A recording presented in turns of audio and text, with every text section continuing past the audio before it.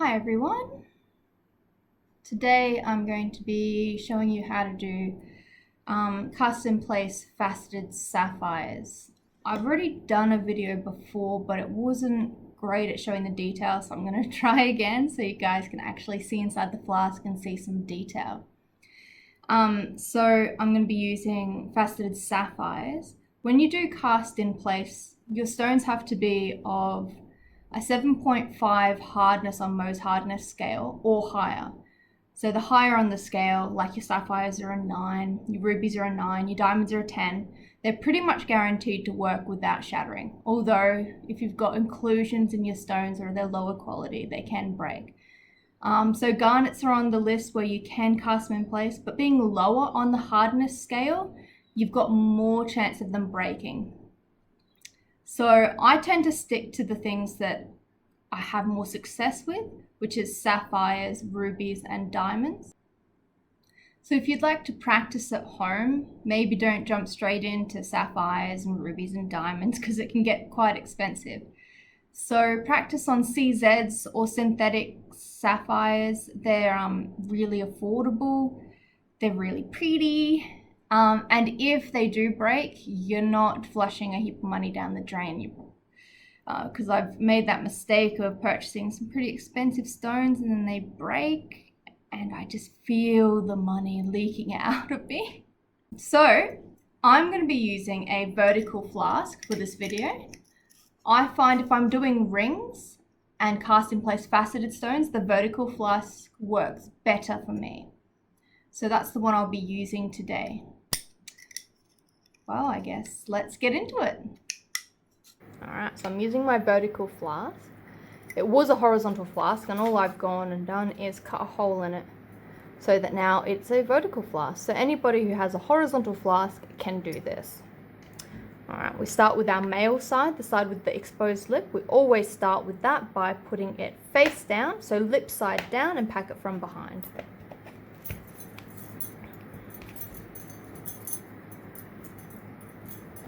And hammer to compress.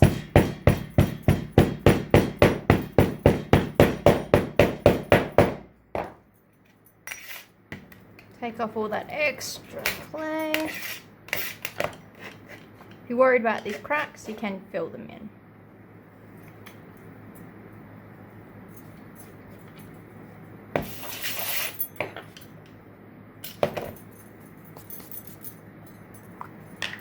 Talcum powder that surface so our object comes out easier and so our two clay halves don't stick together.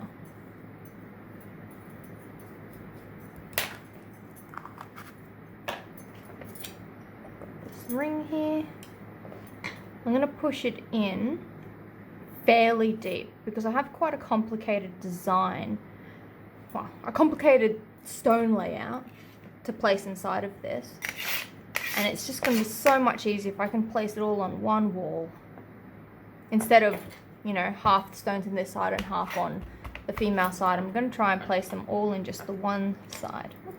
Little stone caught there. Step back. Alright, line up your registration marks. Put in some loose crumbly clay first. Press it down with your fingers, make sure it's tightly packed around your object, and then you can get handfuls of clay. Press it with a hammer.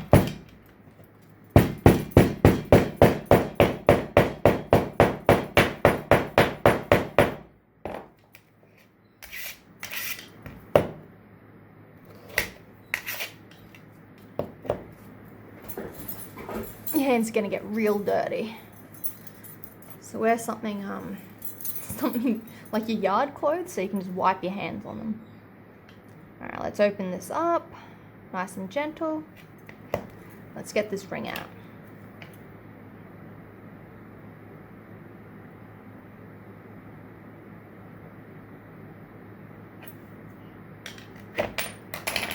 Let's do our funnel.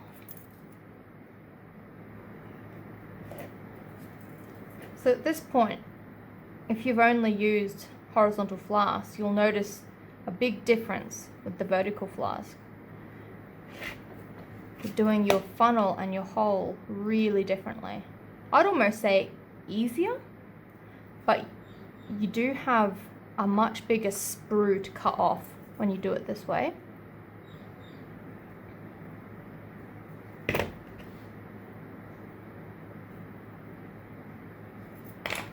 I just smushed all that clay in there, but I can clean that up. Put the ring back in and give it a little bit of a swirl. Cleans it up nicely.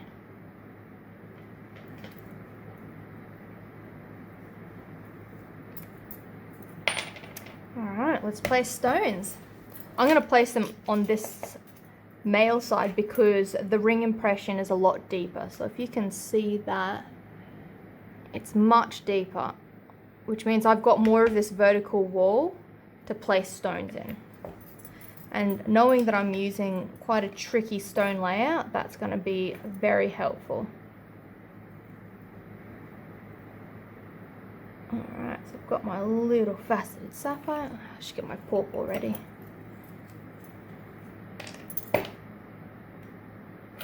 Okay, just a little bit on the table of that stone. Let's lay it in here. You want to place your stones away from where you're pouring your metal, because you don't want that piping hot metal and all of that pressure hitting your stones and moving them around the flask, or just literally crashing them out of the way, breaking them. Yeah, it's just try and put your stones at the cooler end of molten metal, if that's such a thing.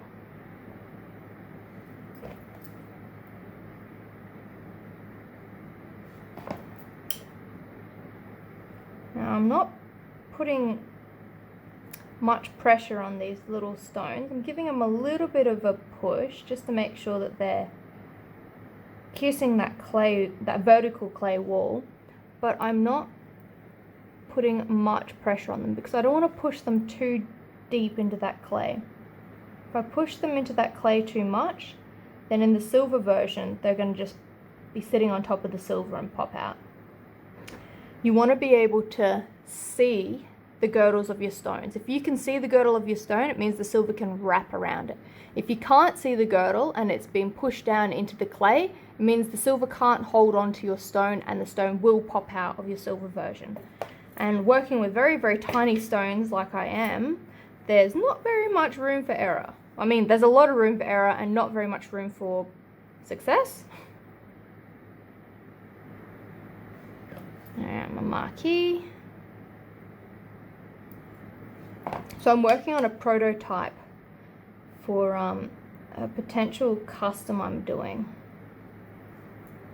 I'm laying these stones out in a sort of butterfly wing pattern, which is why it's a bit tricky.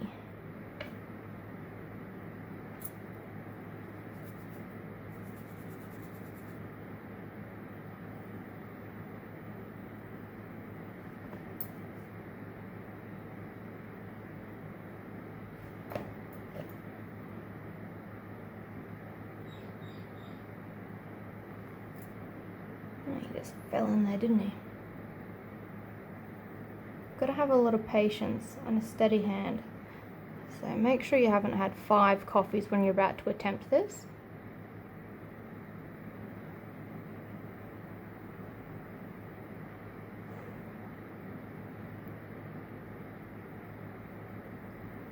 So the setting style that I'm going for is a flush style.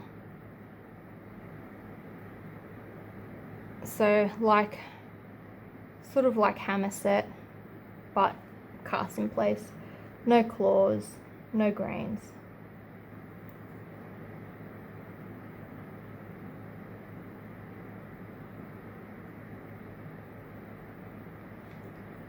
So the sapphires I'm using are Australian. They're from Coolamon Mine in Queensland. I really love getting stones from them. Just a little family run business. Yeah, straight from the mine. They do they sell me rough sapphires, they sell me cut sapphires, and they have a fantastic selection of party sapphires, which are my favorite, which is why I love using Australian stones. Just get some amazing colors. So I'm obviously getting a little bit fiddly here because I'm trying to make these two sides symmetrical, which is not exactly what cast in place is great for, but I like a challenge.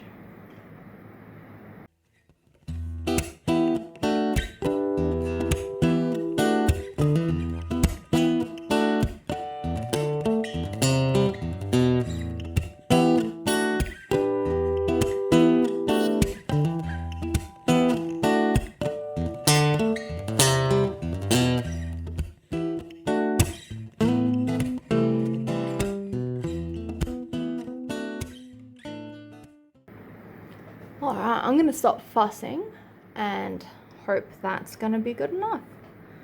So just spent all that time placing those stones in there on that vertical wall and trying to make sure that they are evenly spaced and symmetrical. Now I'm going to close this mold and open it and hope they don't move. It's always good to check that your stones don't move before you cast, because the last thing you want to do is to close it up, go and cast, open it, and be very disappointed at where your stones are.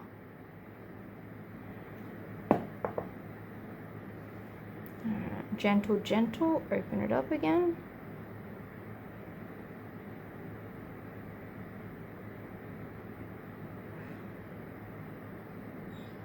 Cool, they've barely moved, that's good. So hopefully just me opening that up again was the thing that made it move.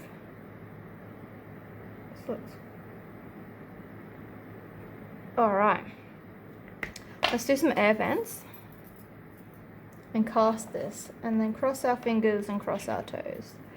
I'm just going to do one air vent right down the middle.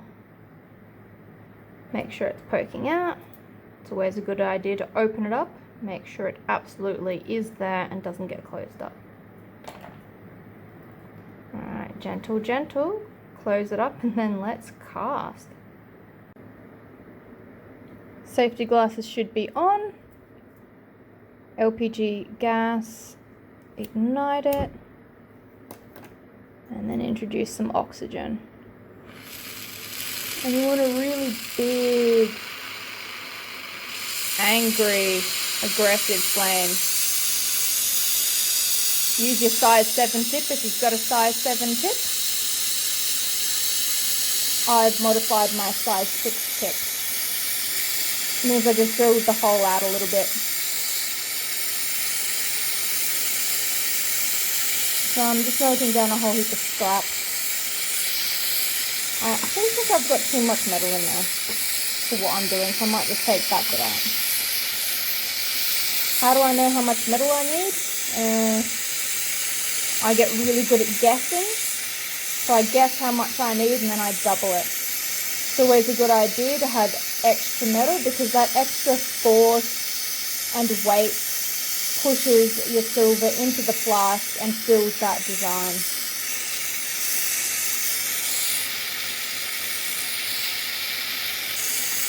Right, that looking pretty good.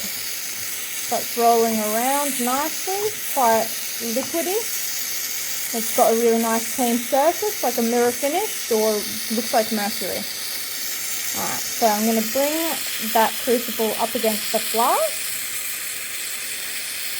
I'm going to aim the heat at the lip of the crucible that I'm about to pour from. I'm going to hold it here for about 5 seconds. And then when I'm feeling confident and ready, I'm going to dump the metal down the hole really quickly. That's quite important. So you've got to do it really quickly, and you've got to keep the flame on the metal as you're pouring it, because you want to make sure that that metal is staying as hot as it can be, right up to the last second. Alright, so 1, 2, 3, down the hatch. I could have gone a bit faster than that, but I've got a camera strapped to my chest, so I'm not feeling particularly coordinated. Hopefully it's enough. Alright. I've got to put a mask on now because it's going to get smoky.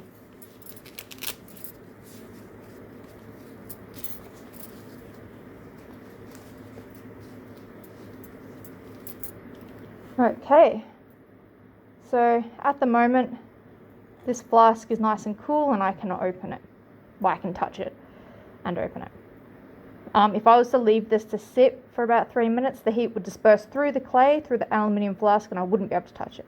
But right now I can open it, which is fantastic because I'm really excited to see if this works. Of course, always be cautious. Don't just go grab your flask believing it's going to be cool. Always test it first. Alright, so that's a good sign that the silver's gone all the way around, even though I did a little bit of a slower pour than I normally would. Let's see what these stones are doing. Oh my. Look at that. It's not exactly what I had in mind, but I will probably be able to get in there with my graving tool and expose those stones a little bit more. Particularly this one here really needs to be opened up a bit more. Maybe a little bit of that too. Yeah, a bit more work has to go into this. Alright, well, I guess what I'll do is clean this guy up and then come back and show you the results. So I've cleaned this up a bit and I've exposed that marquee that was almost completely covered, and I've exposed these marquees a little bit more as well. So unfortunately this stone moved, which is not what I was expecting. So this is the layout I was going for, which was little stone, big marquee, little marquee. And it was meant to be replicated on this side, but this stone is now moved, so it was meant to be on more of an angle. But that's just what happens with sand casting. You can't really predict it. You can try your hardest. If I was really dead set on getting this perfect and even, I wouldn't have done sand casting. But I also like to test the boundaries and see how close I can get something perfect and how predictable I can make this process. But overall, I'm not too unhappy with that. I think it's still a cute little ring. Well, thanks for watching, and hopefully this video helped you get a better idea of how to cast in place with the faceted gemstones and just how tricky it can be and how unpredictable, and how even though you spend all that time fussing about stone positioning, it can move at the last minute. So it is a little bit of a good lesson for you guys to see me going through that. Pretty much when you're working with sand casting, don't get your hopes set on a design being exactly the way you think it's going to be, because chances are it's not going to happen. So if you're just happy to work with whatever comes out of the clay, you'll be a much happier creator, trust me. Alright, so I'll clean this guy up and I'll put a little video at the end of this of it all cleaned up and under some LED lights. Like and subscribe. I guess the more subscribers they get, the sooner I get paid for doing YouTube videos, which is kind of the goal, make YouTube pay me to give you free content, which is, you know, sort of win-win situation. Yeah, let me know if this was informative. Give me some feedback. Also, what videos would you like me to make? What would you like to see? What do you need to learn about? Because I'm not sure what you want to see, so you tell me and I'll make it for you. All right, thank you very much, and I'll see you next time.